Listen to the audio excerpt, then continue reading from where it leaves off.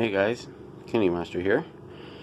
So there you'll see X-Plane, and down here you'll see my partial new PC build. This is my Christmas present to me. What I ended up doing was cannibalizing my Alienware R7. I kept the CPU, the RAM that I had upgraded, but basically just put a new motherboard in, but the Alienware case is proprietary, and this whole thing was about looking towards the future. I've never actually built a PC from scratch before. I'm kind of ashamed to admit that. I've always bought one off the shelf because it was always cheaper, and especially these last couple of years. But I also never had a reason to. I didn't need a high-end computer, but then along came flight simming. And so yes, I spent some money. The case wasn't too bad, but the only thing I'm really out here is the cost of the motherboard, which was $94 plus tax and shipping. So what you'll see, so this is a Thermaltake P3, and I have it setting down. I had it standing up on the legs to build it because you gotta take that back panel off for the cable management. But the motherboard is an Asrock, so I'll grab my flashlight here. You can't really see, everything's black. I'm not a big RGB kind of guy. And the fan I put on it, that's the Noctua NH-D15 Black edition, and I only put the one fan in it because the instructions said only put the second fan on the other side if you're doing extreme overclocking, which I'm not going to do. So you reuse the CPU, put a new cooler on it, and this thing is really quiet. That little dinky one that came with the Alienware, holy fuck, was that thing loud. I wouldn't have thought there'd be this much of a difference because I've never had one like this. You'll see the GPU in there. It's the Founders Edition, the GTX 1070. If you stand this thing up, you can put the riser on and have it standing out, but no. I did put in a new power supply. It's a EVGA 850 bronze, because the one that was with the Alienware, that was non-modular, and there were proprietary connecters. And this wasn't that bad either. This thing was less than $100. I was paying attention to Newegg. Everything pretty much came from Newegg. Came with plenty of cables. One drawback to it is this cable right here, the power cable, the 12-volt pin going to the motherboard here. You can't see it, but it's really tight. This is the only one that was really short, and I had to put it behind the hard drive, and the hard drive is actually underneath the motherboard. You can mount it in the back. I could have mounted it over here. This thing has a lot of mounting options too, because that's another thing, because I've never actually built one. I don't know what I'm going to do in the future. I didn't know what I wanted for a layout. This will give me plenty of options. If I want to go back to some sort of a water cooling system, you can put it there. If I want to get some, I don't know, anything you can imagine mounting there, you can pretty much do it. You can mount any size to it, and this thing is huge. Look at the clearance. So there's still clearance. And that's something they tell you in the when you are looking at buying this as a warning. Make sure you have enough clearance. And that was another reason I went for this, because I just like the look of this. And so big shout out to FresnoJay, because I was talking to him a lot about the components. And then big shout out to Denise for giving me some tips and tricks of the trade. We're using the hard drive, not having to rebuy Windows. It's good. I don't have a lot of programs anyway, but I thought this thing said I could do something with RGB, but again, I'm not really a big RGB guy. So there you might be able to see the Intel Optane, where see the blue NVMe.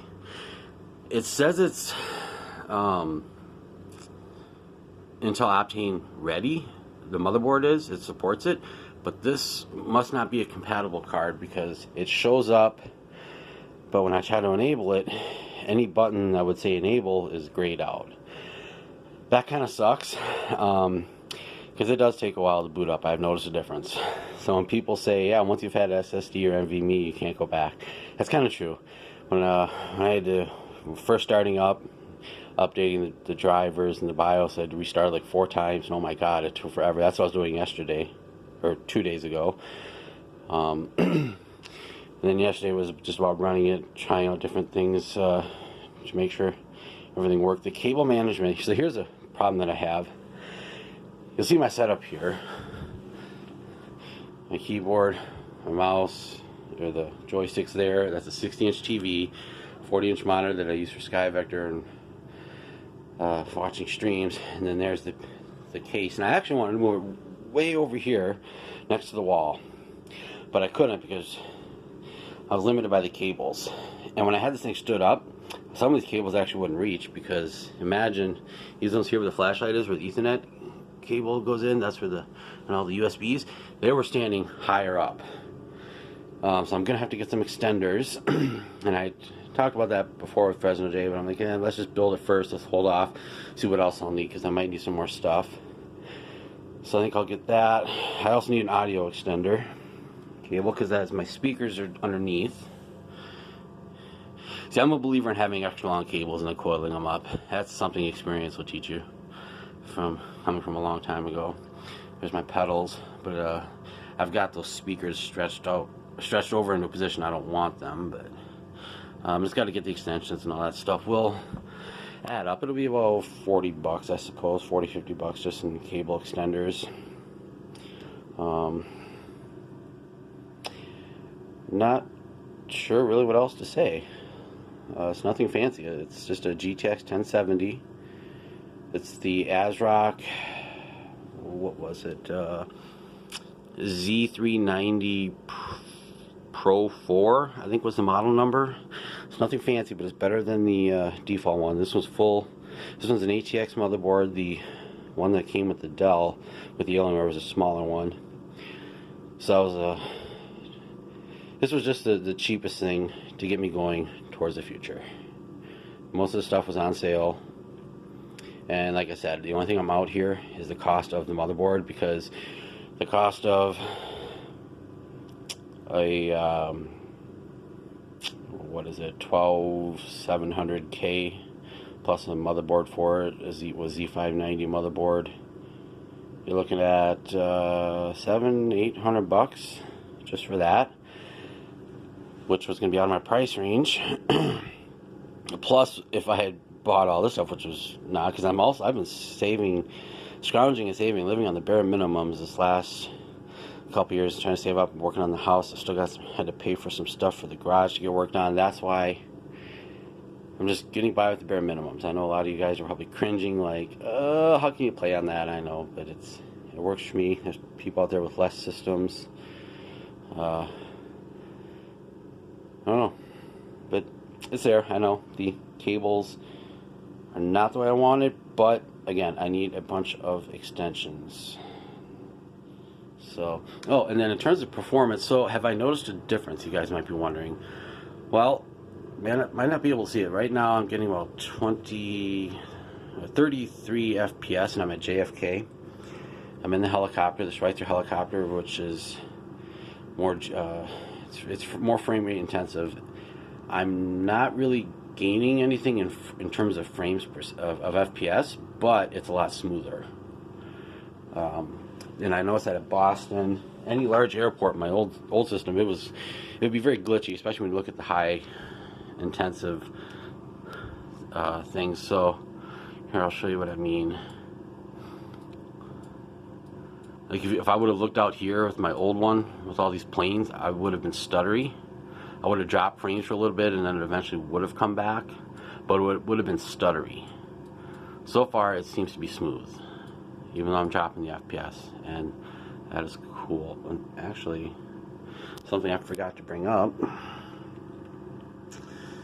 was Task Manager, and I forgot what the hotkey for that was. Dang it. Uno momento.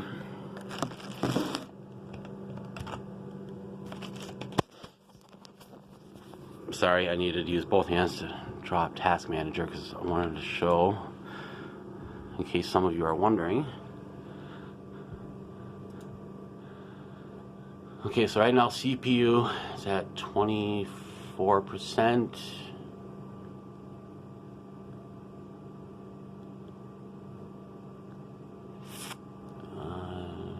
You see my memory usage. When I had 16 gig, that was why I did the memory usage. I was maxed out. So I had to get that. GPU it's not using much. Man, the temperature. That's what I'm looking for.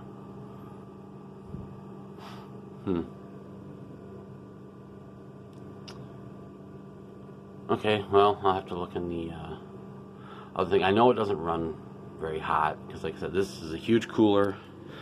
I think it's a 120 millimeter fan, really quiet. So that was another reason. Like I said, long term, I'll be able to use it. Oh, so the GPU is 57 degrees, but it doesn't say the CPU on there. That's what I was looking for. And I don't want to pull up the app, so because this video is 11 minutes long already. But trust me, heat is not an issue. Dust will be an issue. I know that, and I suck at cleaning. But like I said, yeah, I'm older school. I remember growing up in the 80s, the 90s, and then into the 2000s. Even now, everything is so packed in there. When I took apart the Alienware, everything is so packed in there. And there was a time when it was like bigger, like let's give us bigger cases, more room, and then times changed. Like people want a smaller case, more compact. You know, it's like phones. There was a time when we wanted the smallest phone, smallest flip phone. Then all of a sudden people wanted, because we had started out with the big clunky cell phones, then we wanted the little small flip phones like that was in Zoolander, right? Because the smaller, we were just tired of the big clunky ones. And then all of a sudden now we got these big iPhones that are like the size of an iPad or whatever. But I'm kind of going back to the bigger is better, just because it's a lot easier to work in. Those of you guys who have ever done this stuff, have done any kind of wiring in any situation, the more room, the better. And that's something that was driving me crazy about other cases. And yeah, you put dust filters on them and stuff like that. They stay very clean. But the price of them, then you have all those fans just to get the airflow in there. And they're so tight. And you got to be really careful about which components you build. This one I do not have to worry about. That was a big selling point for me. Wiring wasn't too bad. The schematics were there. If anyone was worried like I was, you know, talk to people, get some help. If you want to if you want to do a PC build, there's people that'll help. Like I said, I got a lot of help from FresnoJay and Danice. And here we go. So, all right. Merry Christmas, guys, and Happy New Year. Have one for me. Later.